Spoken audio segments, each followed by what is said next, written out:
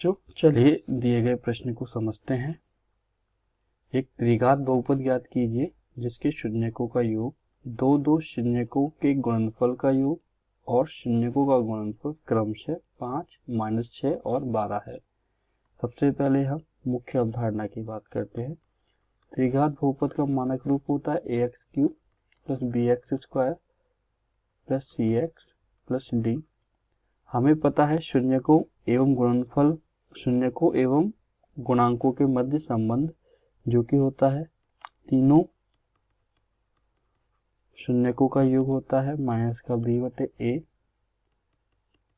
दो शून्यकों के गुणनफल का योग होता है c/a एवं तीनों का गुणनफल होता है -d/a। यदि हम इसे समीकरण 1 माने तो इसके अनुसार हम समीकरण 1 को क्या लिख सकते हैं, x³ - alpha plus beta plus gamma x का वर्ग plus alpha beta plus beta gamma plus gamma alpha x minus alpha beta gamma. ये हमारा त्रिघात बहुपद ज्ञात करने का व्यापक रूप है।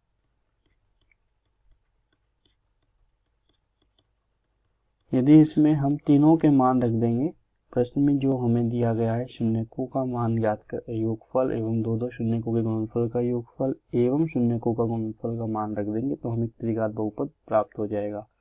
तो प्रश्न के अनुसार हमें शून्य दिए गए हैं,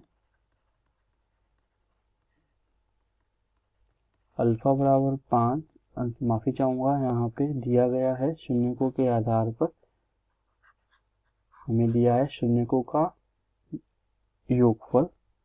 तो सबसे पहले हम लिखेंगे शून्यकों का योगफल, माना शून्य का alpha plus beta plus gamma है तो alpha plus beta plus gamma बराबर हमें दिया गया है 5।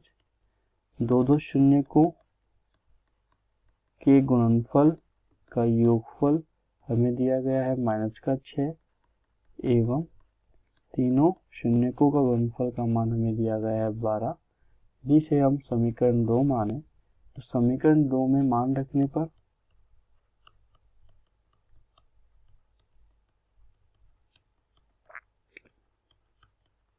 समीकरण 2 में हम मान रखेंगे तो हमें प्राप्त हो जाएगा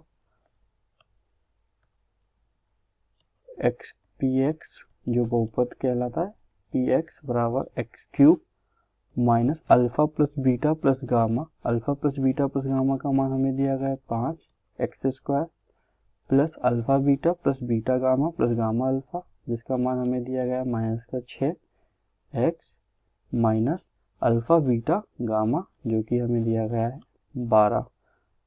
तो हम लिख सकते हैं px बराबर x³ माइनस 5x का वर्ग माइनस 6x माइनस 12 हमारा एक त्रिघात बहुपद होगा जिसके शून्यकों का योगफल दो शून्यकों के गुणनफल का योगफल एवं शून्यकों के गुणनफल का मान 5, -6 एवं 12 है।